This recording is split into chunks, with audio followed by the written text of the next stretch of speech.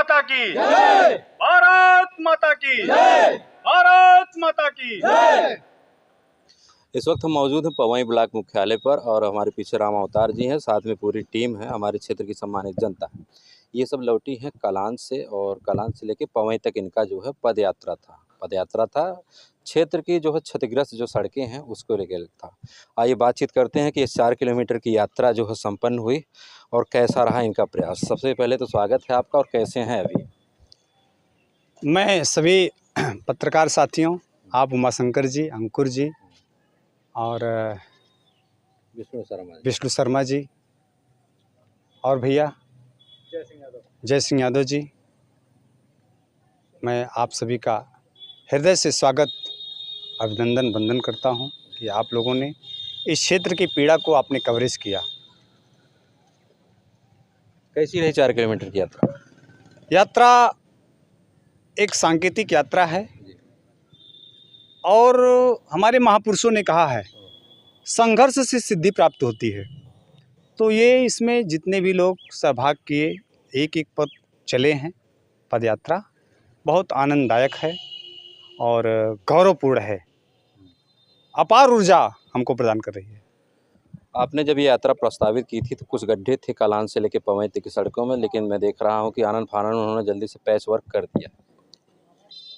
ये हमारी मांग 2023 में मैंने राष्ट्रपति महोदय को लिखा था कि हमारे क्षेत्र की सड़कें बहुत उपेक्षित हैं। फोटोग्राफी मैंने भेजा था, मेल किया था और मैंने जवाबदेह अधिकारियों की जवाबदेही तय करते हुए मेरा अनुरोध था राष्ट्रपति महोदय का। उनका पत्र प्रमुख सचिव उत्तर प्रदेश शासन को, प्रमुख सचिव भारत सरकार मंत्रालय को मिला था और उस सूचना पत्र हमें भी प्राप्त हुआ था 2023 में। तो उन्होंने आनन फानन में पैचिंग का कार्य कराया, थोड़ा से 1 साल 2 साल वो भी चला, लेकिन मैंने उसी समय संकेत दे दिया था कि महोदय अगर हमारे क्षेत्र की सड़कें उपेक्षित रहेंगी, हमारे नौनिहालों का भविष्य अगर संकट में जाएगा तो अब इस क्षेत्र की पीड़ा इस क्षेत्र की माँ धरती माँ बर्दाश्त नहीं करेगी। अब वो उनके विचार, वो एक वातावरण जो जन्म देगा, उसी सब प्रेरणा से अभी हमारे सभी साथियों के अंदर वो ऊर्जा आ रही है, मिल रही है, नेतृत्व करेंगे। क्या कारण है कि भदुली हरबंसपुर से लेके आसूत मिर्ज़ापुर बेलवाई मार्ग ये बीच बीच में कहीं कहीं बना है और अभी देखिए माहौल से फूलपुर या फूलपुर से अलाहिडिया तक, उसके बाद फिर निजामाबाद से भदुली मार्ग जो है ये उपेक्षित पड़ा है, कलान भी साथ में है। शासन के जो जानकारी के अनुसार मुझे आया कि ये आजमगढ़ से ये प्रमुख मार्ग है जो कलान तक आती है, आजमगढ़ जिला के अधीन।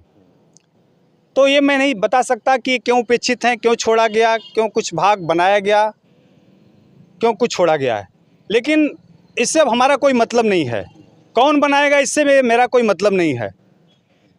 अब हमारा मतलब है कि अगर ये जो शेष भाग है या जो नया बनाया गया है अगर उपेक्षित है और वो दुर्घटना प्रदायक है तो बिल्कुल अब वो उनको बनाना पड़ेगा।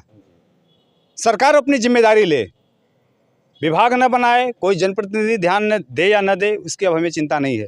हम नागरिकों के तरफ से आह्वान करते हैं, मांग करते हैं कि अब कोई भी सड़क जो क्षतिग्रस्त बची हुई है, बिल्कुल अब वो उस पर उनको गंभीरतापूर्वक विचार करना पड़ेगा, अपनी सूची में प्रमुखता से शामिल करना पड़ेगा। पवई से सरायपुर, पवई से मित्तुपुर, ये भी वही हाल? हाँ, इसके लिए भी हमारी सूची में था, लड़ाई जारी है।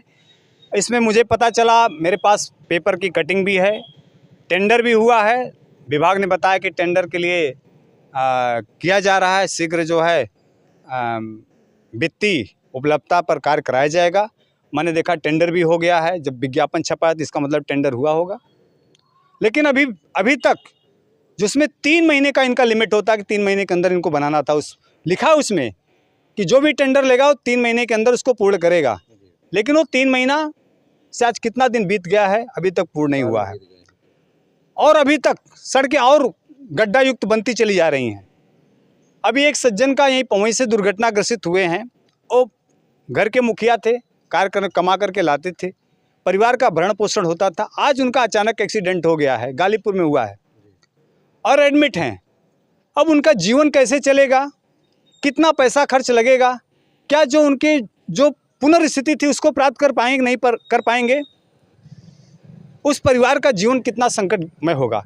अगर एक व्यक्ति के साथ ऐसा हो रहा है और इस क्षेत्र में कितने भी इस तरह की घटनाएं घटित हो रही हैं, एक गंभीरतापूर्वक विचार करने का है। बिल्कुल अब ये बर्दाश्त नहीं होगा। तो आज की जो यात्रा आपकी समाप्त हुई है, तो ये शासन प्रशासन कुछ इस पे एक्शन लेगा? बिल्कुल एक्शन लेगा। मैंने जब उनको अल्टीमेटम दिया था 8 जुलाई को, मैंने कमिश्नर महोदय को जो है ज्ञापन दिया और प्रमुख सचिव उत्तर प्रदेश शासन, चीफ सेक्रेटरी उत्तर प्रदेश शासन, डीएम साहब को, सबको मैंने अवगत करा दिया, मेल भेजा और मैंने बता दिया कि महोदय मैं ये यात्रा करने जा रहा हूं और इस पर आप गंभीरतापूर्वक विचार करिए। तो मुझे सूचना तो नहीं मिली, लेकिन औपचारिक रूप से उन्होंने ये संदेश जो है, मौखिक संदेश हमको मिला कि हम तब तक के लिए जो है गड्ढा मुक्त कर रहे हैं, इस पर जो है 2 सेंटीमीटर का या 2 इंच का हम इस पर लेपन करेंगे, आजमगढ़ से लेकर के कलान तक करेंगे। तो हो सकता है कि उनके कथनानुसार कि वो दीपावली तक इसको पूरा करेंगे, लेकिन तब तक आवागमन थोड़ा से अच्छा हो जाए, इसके लिए उन्होंने गड्ढा भरने का काम किया है। अभी देखा हूँ सहजैरपुर में गिट्टी वगैरह गिरी है, या माहौल तक ये काम हुआ है?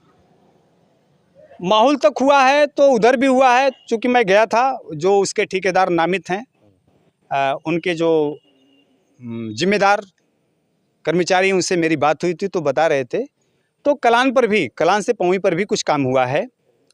पहले जो गड्ढा था थोड़ा सा उसमें कुछ कमियां आई हैं, लेकिन वो गड्ढे से काम नहीं चलेगा। हमें गड्ढा मुक्ति नहीं चाहिए, हमें रोड चाहिए। अगर लखनऊ में ऐसी रोडें बनती हैं, संसद मार्ग में रोड बनती है, बिल्कुल इस आजमगढ़ की धरती, ये पवई ब्लॉक क्षेत्र की जितने भी सड़कें हैं उसी स्टैंडर्ड लेवल पर बनना चाहिए। अगर हम वोट देते हैं, हम सरकार बनाते हैं, और अभी सुप्रीम कोर्ट में एक अधिवक्ता ने एक स्टेटमेंट दिया है कि न्यायिक कर्मचारी, न्यायिक सेवक, तो जितने भी, मेरा भी मानना है कि जितने भी लोग वेतन लेते हैं, चाहे कितने भी ऊंचे से ऊंचे पद पर बैठे हों, उस हमारे इस नागरिकों के सेवक हैं। उनको जिम्मेदारी पूर्वक अपना कर्तव्य निर्वहन करना पड़ेगा। हम सरकार बनाते हैं, हम वोट देते हैं, हम नेता चुनते हैं, किसके लिए? अपने समाज में, उसमें उस जनप्रतिनिधि की भी बच्चे, परिवार के लोग हैं शामिल। एक मिनट रुकना चाहूँगा, कहीं ऐसा तो नहीं कि आजमगढ़ में कोई सपा का सांसद, कोई विधायक नहीं है, कहीं इस कारण तो नहीं उपेक्षित? महोदय, मैंने आपको बता दिया कि किसके कारण उपेक्षित है, कौन जिम्मेदारी नहीं ले रहा, अब इससे मतलब नहीं है। अब इस आजमगढ़ की धरती, ये हमारे युवा जो क्षेत्र के हैं, अब इनके अंदर नेतृत्व विकसित हो रहा है। वो आगे आए, मैं उनके साथ चलूँगा और मेरा स्पष्ट निर्देश है, मेरा नियम है, मेरा नैतिक कर्तव्य है कि मैं विधि सम्मत तरीके से अपनी आवाज़ को शासन स्तर तक, मुखिया तक और माननीय न्यायालय तक, माननीय राष्ट्रपति तक मैं पहुंचाऊंगा। चलिए, ये थे राम अवतार गुप्ता जी और इनके साथ पूरी क्षेत्र की जनता है। आपकी इस वीडियो पे क्या प्रतिक्रिया है, कमेंट करके जरूर बताइएगा। हालांकि इनका प्रयास कितना रंग लाता है वो भी आगे देखने की बात होगी, और इनका प्रयास कैसा लगा आप लोग वो भी कमेंट करिएगा। फिर मिलते हैं किसी नेक्स्ट वीडियो में, तब तक के लिए जय हिंद। भारत माता की जय। वंदे मातरम, वंदे मातरम, वंदे मातरम, वंदे मातरम। जय हिंद, जय भारत, जय भारत।